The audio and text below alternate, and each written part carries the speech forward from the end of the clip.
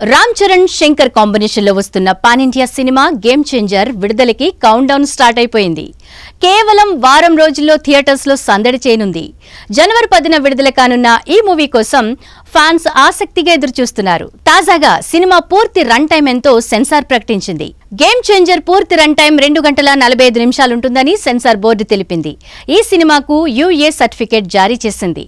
Political action thriller గా రూపొందుతున్న ఈ సినిమాను భారీ బడ్జెట్ తో దిల్ రాజు నిర్మించారు. చరణ్ సరసన కియారా అద్వానీ హీరోయిన్ గా నటిస్తుండగా శ్రీకాంత్, అంజలి, నవీన్ చంద్ర, ఎస్జే సూర్య తదితరులు కీలక పాత్రలు పోషిస్తున్నారు. ఈ సినిమా నుంచి ఇప్పటికే విడుదలైన పాటలకు మంచి రెస్పాన్స్ వచ్చింది. RRR సినిమా తర్వాత Ram Charan market pan India range కు చేరుకుంది.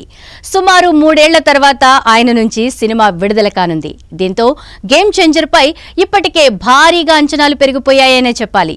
అయితే ఈ సినిమా కోసం చరణ్ తన రెమ్యూనరేషన్ ను భారీగా తగ్గించుకున్నట్లు తెలుస్తోంది. ఆయనతో పాటు దర్శకుడు శంకర్ కూడా చాలా తక్కువ మొత్తంలోనే రెమ్యూనరేషన్ అందుకుంటున్నట్లు సమాచారం.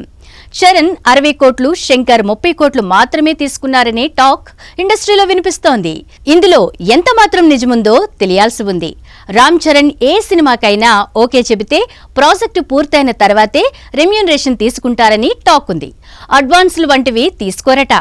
ఇదే ఆయనకు మైనస్ అయిందని అంటున్నారు విశ్లేషకులు. గేమ్ చేంజర్ 2024లోనే విడుదల కావాల్సి ఉంది. కానీ పలు కారణాల వల్ల వాయిదా పడుతూ వచ్చింది.